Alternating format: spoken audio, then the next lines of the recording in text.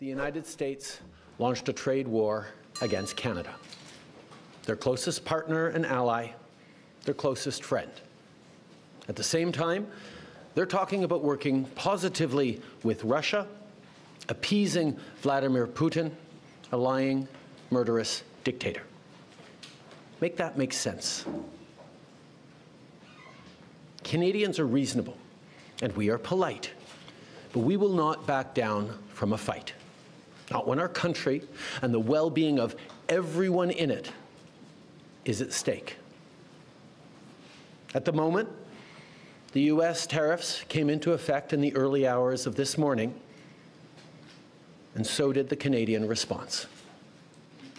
Canada will be implementing 25% tariffs against $155 billion worth of American goods, starting with tariffs on $30 billion worth of goods immediately, and tariffs on the remaining $125 billion of American products in 21 days' time.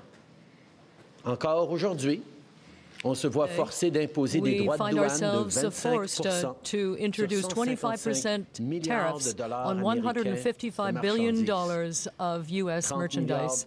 De marchandises américaines, excusez-moi. $30 billion will come into effect immediately, and in 21 days, $125 billion of U.S. merchandise will we will be also hit. be challenging these illegal actions by filing dispute resolution claims at the World Trade Organization and through the USMCA. But in the meantime, our tariffs will remain in place until the U.S. tariffs are withdrawn, and not a moment sooner. And should these tariffs not cease, we are in active and ongoing discussions with provinces and territories to pursue several non-tariff measures, measures which will demonstrate that there are no winners in a trade war. Now, just like I did a month ago, I want to speak first directly to the American people. We don't want this. We want to work with you as a friend and ally. And we don't want to see you hurt either. But your government has chosen to do this to you. As of this morning, markets are down, and inflation is set to rise dramatically all across your country. Your government has chosen to put American jobs at risk, at the thousands of workplaces that succeed because of materials from Canada or because of consumers in Canada, or both.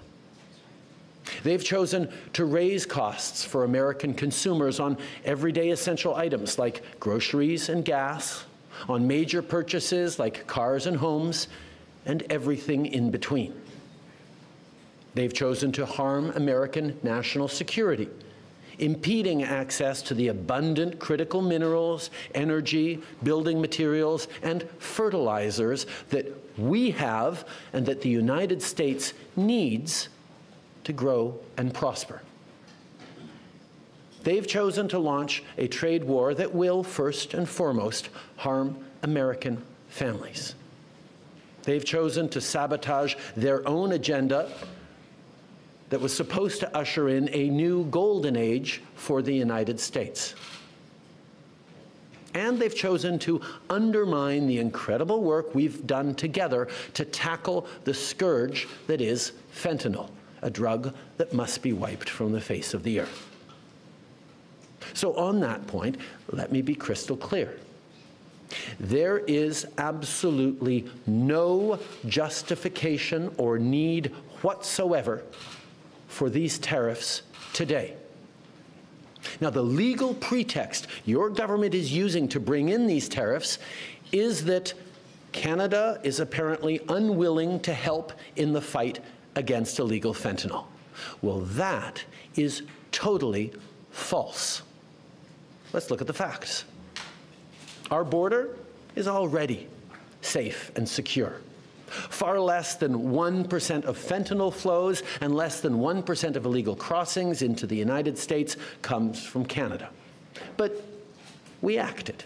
because we know we can always do better.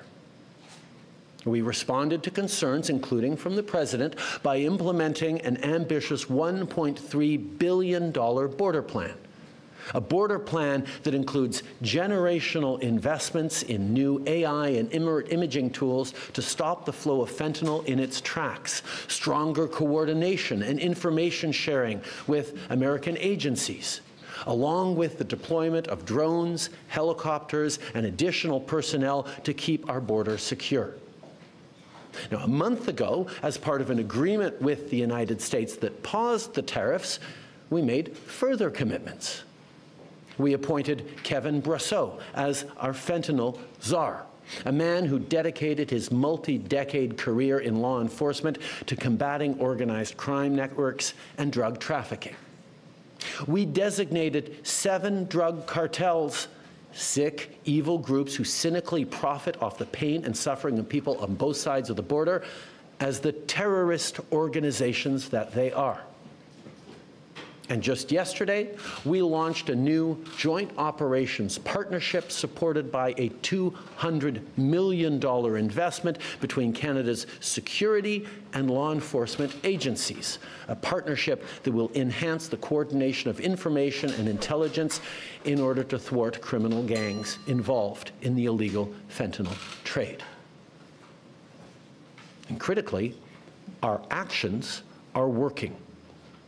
As the U.S. Customs and Border Protection just acknowledged, there was a 97% drop in fentanyl seizures from January compared to December, to a near zero low of less than half an ounce seized in January, even with all the further enforcements and actions we've taken at the borders. In sum, we stepped up. We engaged closely and constructively with the President and his administration. We did everything we promised. We stuck to our word. And we did it because we believe in working together to protect our citizens. Now I want to speak directly to one specific American, Donald. In the over 8 years you and I have worked together, we've done big things. We signed a historic deal that has created record jobs and growth in both of our countries. We've done big things together on the world stage, as Canada and the US have done together for decades, for generations. And now we should be working together to ensure even greater prosperity for North Americans in a very uncertain and challenging world. Now, it's not in my habit to agree with the Wall Street Journal, but Donald, they point out that even though you're a very smart guy, this is a very dumb thing to do. We two friends fighting is exactly what our opponents around the world want to see. And now, to my fellow Canadians, I won't sugarcoat it. This is going to be tough, even though we're all going to pull together, because that's what we do. We will use every tool at our disposal so Canadian workers and businesses can weather this storm. From expanding EI benefits and making them more flexible to providing direct supports to businesses, we will be there as needed to help.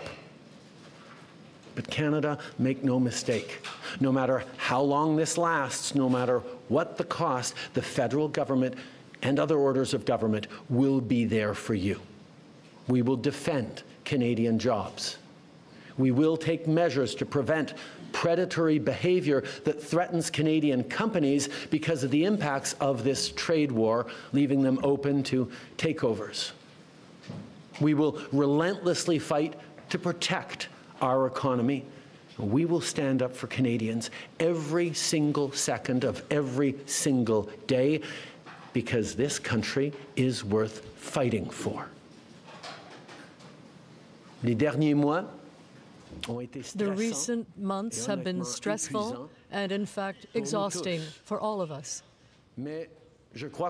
But I believe we can be reassured by the incredible solidarity we've seen among Canadians, solidarity among businesses, among unions, the civil society, Indigenous communities, and all Canadians.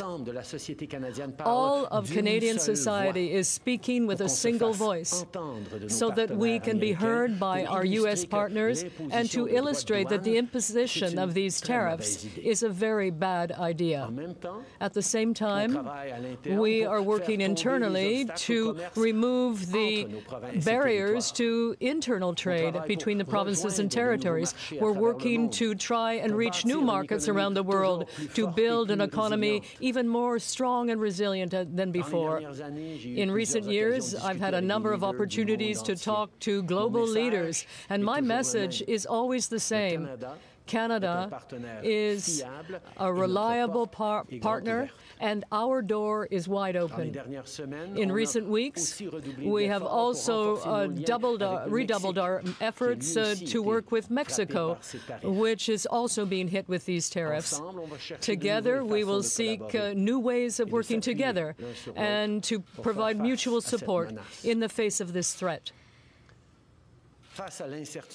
In the face of uncertainty and worry, Canadians have shown so much solidarity. I saw you sharing lists of Canadian products to help your loved ones and friends and support Canadian businesses. I saw you change your travel plans to stay in Canada rather than going to the United States. I saw you redouble your efforts to support our small businesses and our workers here in Canada.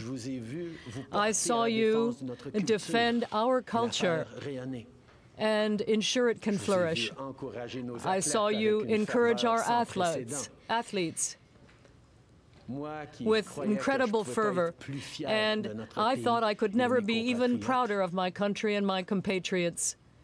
And yet, I still have something to ask of you. Do not give up. This is the time to redouble your efforts, to stand up for our country, to do everything we possibly can to choose Canada and defend Canada. Together, we will get through some tough times. But after seeing you and seeing your reaction in recent weeks, I have to say, I have never been as optimistic with respect to the future of our beautiful country, in spite of all the challenges we're facing right now. Canada remains the best country in the world. We have so many reasons to be proud of our home, to be proud of our land, but I'm especially proud of our ability to come together when that is required. Canadians of different backgrounds, who speak different languages, have different religions.